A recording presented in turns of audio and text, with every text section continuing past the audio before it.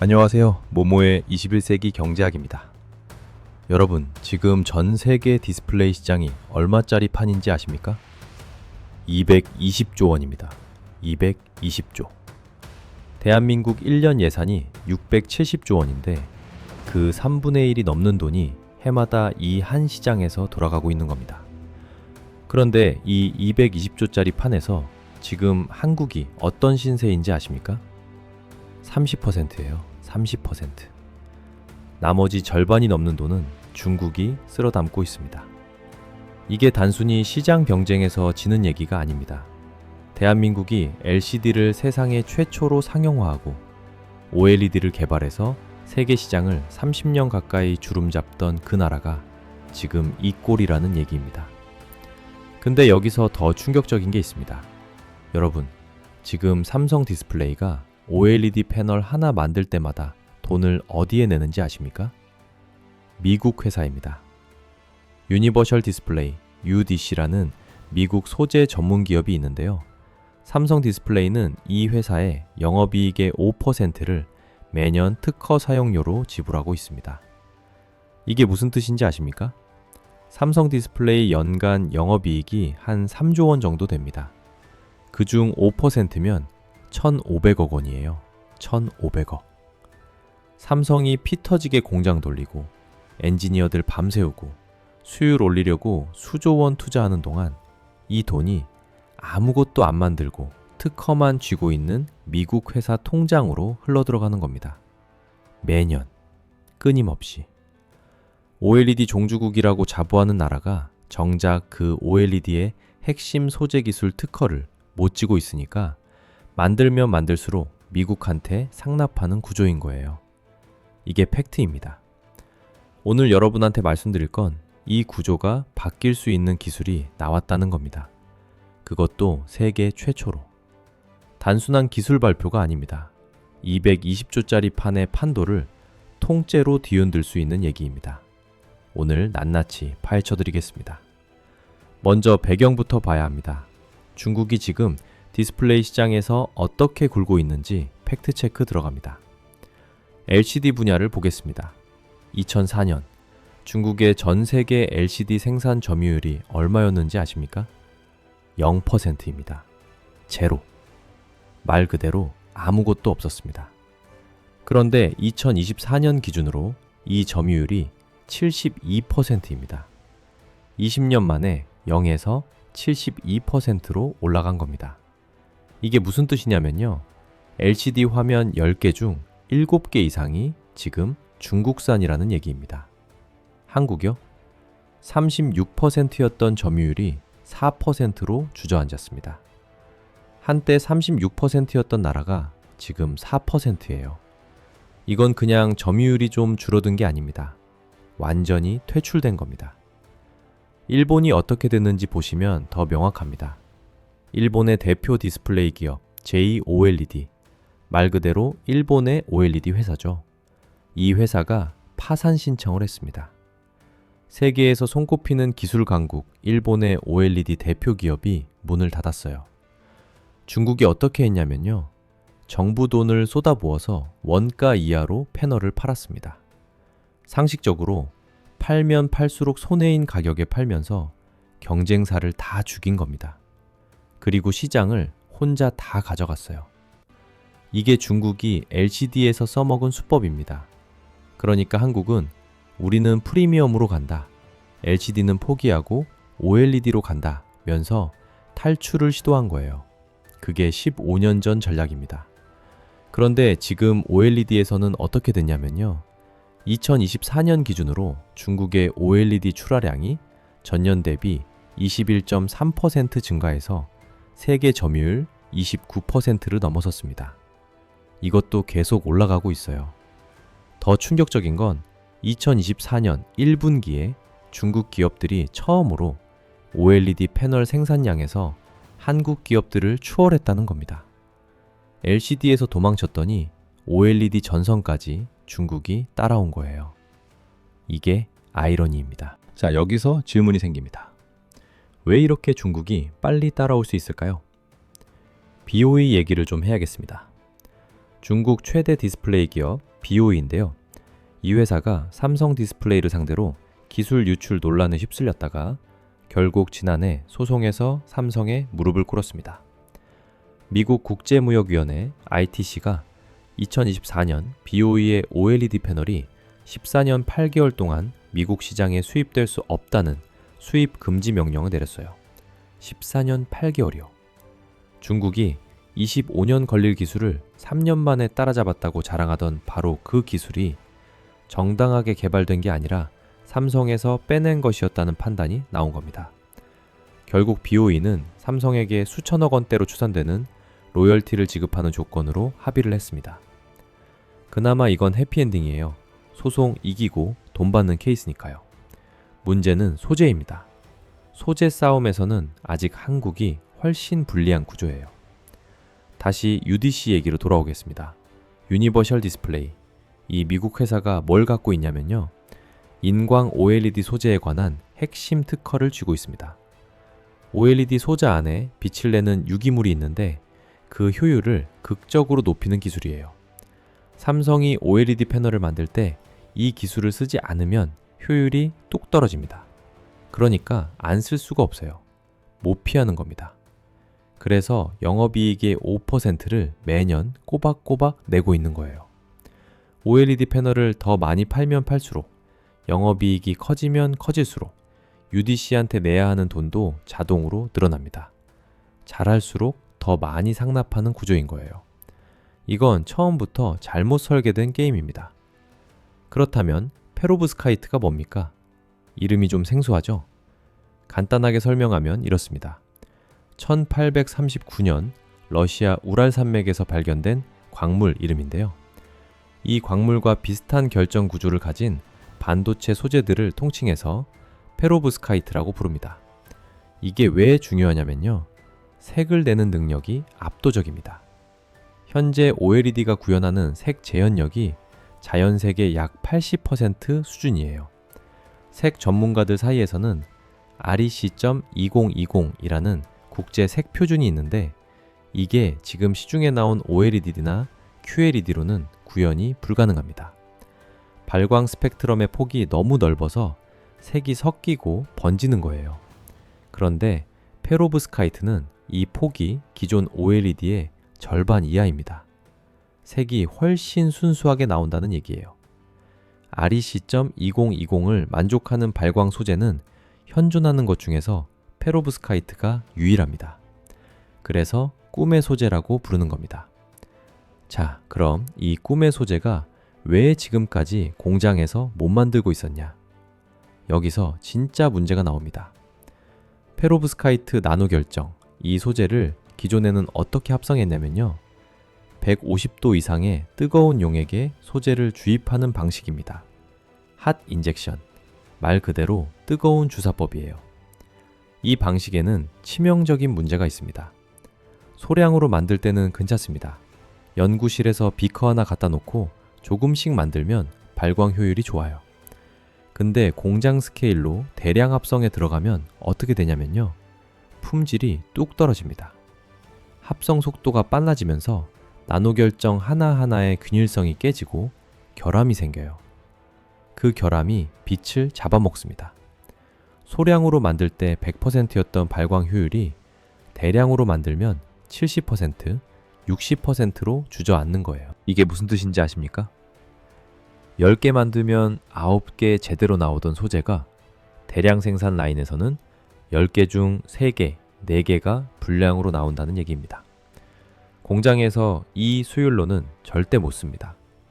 제품 단가가 올라가고 수율이 안 나오고 품질 편차가 생기면 아무리 성능이 좋아도 상용화는 불가능합니다. 거기다 기존 핫 인젝션 방식은 150도 이상 고온에서 작업해야 하기 때문에 폭발 위험이 있고 산소와 수분을 완전 차단하는 특수 설비가 필요합니다. 생산 비용이 천정부지로 올라가는 구조예요. 그래서 페로브스카이트가 꿈의 소재인 건 알겠는데 실제로 제품에 못 쓰고 있었던 겁니다. 12년째 연구실 안에만 있었던 거예요. 그런데 진짜 결정타가 여기 있습니다. 2026년 2월 19일 한국 시각 새벽 시간에 세계 최고 권위의 과학 학술지 네이처에 논문 하나가 게재됩니다. 서울대학교 재료공학부 이태우 교수 연구팀의 논문입니다. 제목을 보면요. 페로브스카이트 나노 결정을 발광 효율 100%를 유지하면서 대량 생산할 수 있는 새로운 합성 기술. 이게 팩트입니다. 100%요. 연구실 소량 합성도 아닙니다. 산업 스케일인 20리터 대용량에서도 100% 발광 효율을 유지한다는 거예요. 어떻게 했냐고요? 기존 방식과 완전히 반대로 한 겁니다. 뜨겁게 넣는 게 문제라면 차갑게 넣으면 되지 않겠냐? 이 연구팀이 개발한 게 저온 주입법, 콜드 인젝션입니다. 0도 부근으로 냉각한 용액에 페로브스카이트 재료를 주입하는 거예요. 이렇게 하면 합성 속도가 자연스럽게 느려집니다. 속도가 느려지면 나노 결정 하나하나가 균일하게 형성될 시간이 생기고 결함이 생기질 않아요. 그리고 이 과정에서 유사, 유화라는 상태가 형성되는데 이게 품질을 안정적으로 잡아주는 역할을 합니다. 150도가 아닌 0도 부근에서 합성하니까 폭발 위험도 없고 고온 설비도 필요 없어요. 냉동고 온도에서 만드는 거예요. 쉽게 말하면. 그리고 이렇게 만든 페로브스카이트 필름이 실제로 태블릿 디스플레이에 장착해서 작동까지 검증했습니다. 여기서 수치 하나 더 짚겠습니다. 기존에는 페로브스카이트 단일 발광 소자의 수명이 얼마였는지 아십니까? 동일한 밝기 조건에서 1.8시간입니다. 1시간 남짓이에요. TVS면 2시간짜리 영화도 못 봐요. 근데 이 연구팀이 앞서 개발한 텐덤 소자 기술을 적용하면 수명이 어떻게 되냐면요. 5,596시간입니다. 1.8시간짜리 소자가 5,596시간짜리 소자로 바뀐 겁니다. 3,108배 향상이에요. 이게 무슨 뜻인지 아십니까? 하루에 TV 6시간씩 보면 이 소자로 만든 TV는 약 2년 반을 쓸 수 있다는 얘기입니다. 상용 제품에 쓸 수 있는 수명이 된 거예요. 그런데 오늘 얘기에서 가장 중요한 게 사실 기술 성능이 아닙니다. 특허입니다. 이태우 교수 연구팀이 처음 페로브스카이트 연구를 시작한 게 언제인지 아십니까? 2014년입니다. 세상이 페로브스카이트라는 소재에 주목하기 시작한 시점이 2014년 이후인데요. 이 연구팀은 그 이전에 이미 원천 특허를 잡았습니다. 2014년에 특허를 냈고 3개국의 출원 등록까지 다 완료했어요.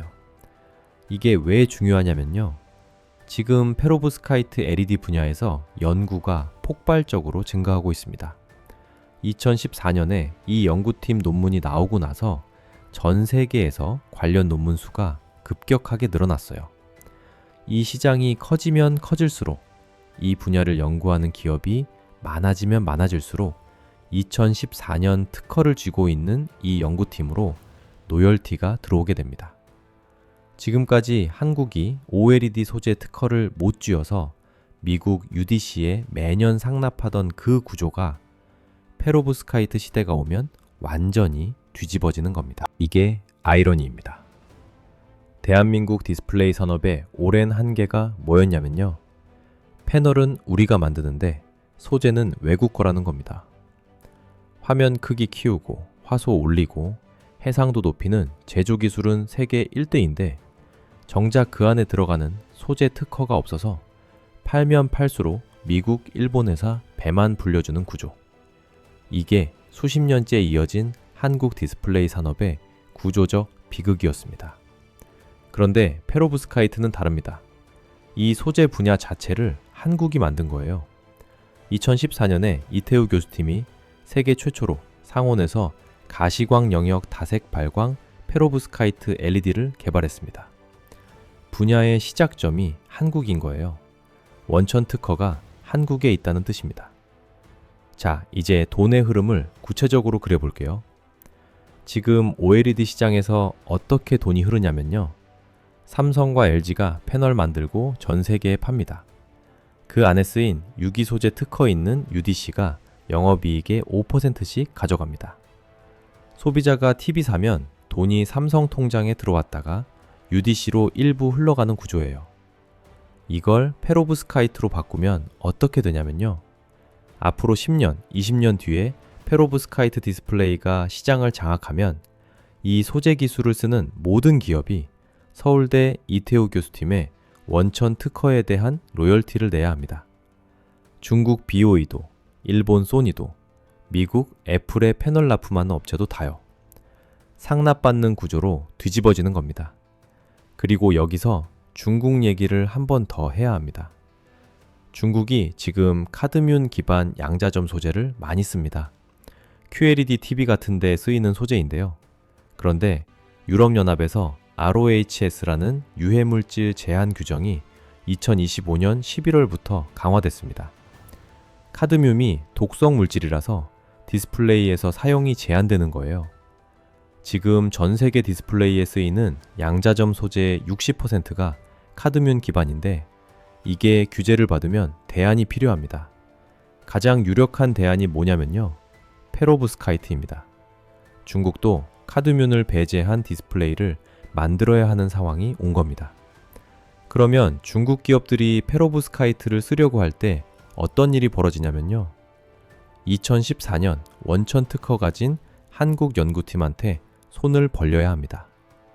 LCD에서 한국을 퇴출시키고 OLED에서 추격해온 그 중국 기업들이 차세대 소재판에서는 한국한테 돈을 내야 하는 상황이 될 수 있다는 얘기입니다. 근데 여기서 냉정하게 봐야 할 게 있습니다. 이런 기술이 나왔다고 해서 모든 게 자동으로 해결되냐면 그렇지 않습니다. 기술이 아무리 좋아도 상용화에 실패하면 의미가 없어요. 실제로 이 분야에는 그런 사례가 많습니다. 학술지에 굉장한 결과가 나왔는데 막상 공장에서 못 쓰게 되는 경우요. 이 연구팀도 그 점을 알고 있습니다. 그래서 교원 창업으로 SN 디스플레이라는 회사를 직접 만들었어요. 연구에만 그치지 않고 직접 상업화 경로를 만든 겁니다. 이 회사가 2026년 1월 CES에서 페로브스카이트 발광체 분야 최초로 혁신상을 수상했습니다. 그리고 삼성전자 QLED TV에 들어가는 양자점 필름을 페로브스카이트 필름으로 대체하는 시나리오라면 1년 내 상업화가 가능하다고 이 교수가 직접 밝혔습니다. 이미 글로벌 빅테크 기업이 3년 전부터 협업을 제안해왔고 국내 전자 대기업과도 샘플을 주고받으며 구체적인 상용화를 논의 중이라고 했습니다. 그리고 이 연구팀이 올해 2026년에 한 달에 한 번씩 네이처와 사이언스의 논문을 발표했다는 것도 주목할 필요가 있습니다. 1월 15일에 사이언스의 페로브스카이트 표지 논문, 네이처의 신축성 OLED 논문을 동시 게재했고 2월 19일에 또 네이처 본지에 이번 대량 합성 기술 논문이 나왔습니다. 한 연구팀이 한 해에 세계 최고 권위의 학술지에 3편을 연속으로 게재한 겁니다. 전 세계적으로도 매우 드문 사례라고 합니다. 그냥 한 논문이 잘 나온 게 아니라 이 연구팀 자체가 이 분야를 세계 수준에서 이끌고 있다는 증거입니다. 자, 이제 반대편을 봐볼까요? 해외에서는 어떻게 하고 있냐면요. 솔직히 말씀드리면 페로브스카이트 연구 자체는 전 세계에서 동시다발적으로 진행되고 있습니다. 중국도 BOE, CSOT 등 대형 기업들이 페로브스카이트 상용화 연구에 막대한 투자를 하고 있어요. 영국, 미국, 독일에서도 페로브스카이트 태양전지와 LED 연구가 활발합니다. 경쟁이 치열하다는 뜻이에요. 그런데 핵심은 원천 특허입니다. 이 분야 자체를 처음 열어젖힌 특허가 어디 있냐는 거죠. 2014년에 이미 잡혀 있습니다. 나중에 기술을 발전시켜도 더 좋은 소재를 개발해도 이 원천 특허를 피해갈 방법이 없습니다. 중국이 OLED에서 한국을 맹추격하면서 쓴 수법이 기술 추격과 스케일업이었는데요. 페로브스카이트에서 그 수법을 써도 특허 장벽을 못 넘어요. 원천 기술을 쓰지 않으면 만들 수가 없으니까요. 또 한 가지 중요한 차이가 있습니다. 기존 OLED와 QLED 제조 방식을 한번 생각해 보세요. OLED는 진공 챔버에서 유기물을 증착하는 방식인데 이게 공장 하나 짓는데 수조 원이 듭니다. 설비 자체가 어마어마해요. 그래서 중국이 정부 보조금으로 무식하게 투자해서 따라올 수 있었던 겁니다. 돈만 있으면 설비를 살 수 있으니까요. 그런데 페로브스카이트는 어떻게 만드냐면요. 용액 공정입니다. 잉크 뿌리듯, 인쇄하듯 찍어낼 수 있어요. 고온 진공 설비가 필요 없습니다. 이 말이 무슨 의미인지 아십니까? 생산 비용이 구조적으로 훨씬 낮다는 거예요.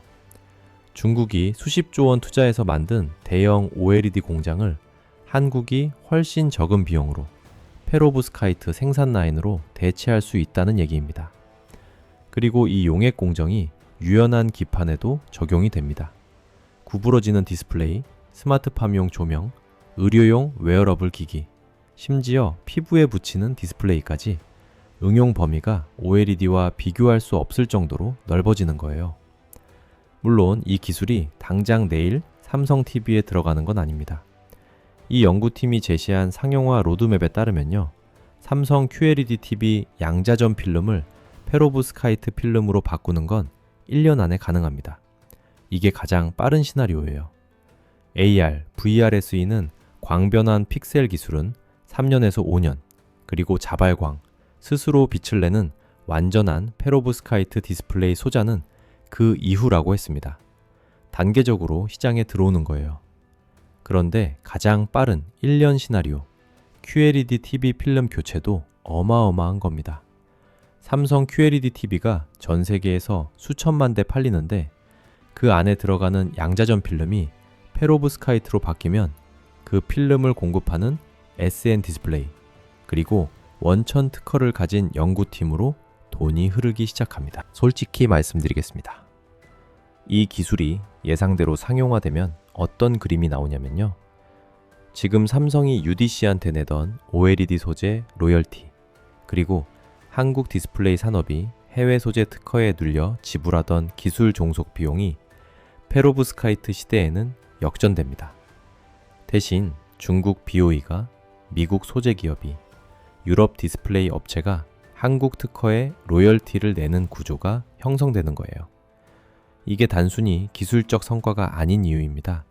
이건 돈의 방향이 바뀌는 얘기예요. 대한민국 디스플레이 산업이 지금 얼마나 위기냐면요. 2021년에 처음으로 중국한테 전체 디스플레이 시장 점유율 1위를 내줬습니다. 그게 불과 5년 전이에요. 그리고 지금 2025년 상반기 기준으로 중국이 54.7%, 한국이 30%로 격차가 24.7%포인트까지 벌어졌습니다. LCD는 이미 퇴출됐고 한국의 마지막 방어선인 OLED에서도 중국이 무서운 속도로 따라오고 있어요. 이 상황에서 페로브스카이트 대량 합성 기술이 나온 겁니다. 타이밍이 중요한 거예요. 그리고 한 가지 더. 이 기술이 나오는데 얼마나 걸렸는지 아십니까? 2014년 원천 특허 출원부터 치면 12년입니다. 12년 동안 이 연구팀이 이 분야를 붙잡고 있었어요. 국가 연구비 지원으로 신진 연구자에서 중견, 그리고 리더 연구자 단계까지 성장하면서 계속 이 주제를 연구한 겁니다. 단기 성과만 보고 연구비 끊기는 구조였으면 나왔을 리가 없는 결과예요. 여러분은 어떻게 생각하십니까? 대한민국 디스플레이 산업이 이 기술로 중국의 추격을 뿌리칠 수 있을까요? 아니면 페로브스카이트에서도 결국 중국이 추격해 올 거라고 보십니까? 특허 하나가 산업 지도를 바꿀 수 있다고 생각하십니까? 아니면 결국 규모와 자본의 싸움이라고 보십니까? 1년 안에 실제 제품에 적용된다는 상용화 전망, 여러분은 현실성이 있다고 보십니까? 그리고 이 기술이 성공적으로 상용화됐을 때 과연 그 혜택이 소비자에게까지 내려올 수 있을지, 아니면 기업과 특허권자 사이에서만 돈이 돌 것인지, 이 질문들 한번 생각해 보시기 바랍니다. 영상이 유익하셨다면 구독과 좋아요, 알림 설정 한 번씩 부탁드립니다. 여러분의 관심이 이 채널을 만들어 갑니다. 지금까지 모모의 21세기 경제학이었습니다. 시청해 주셔서 감사합니다.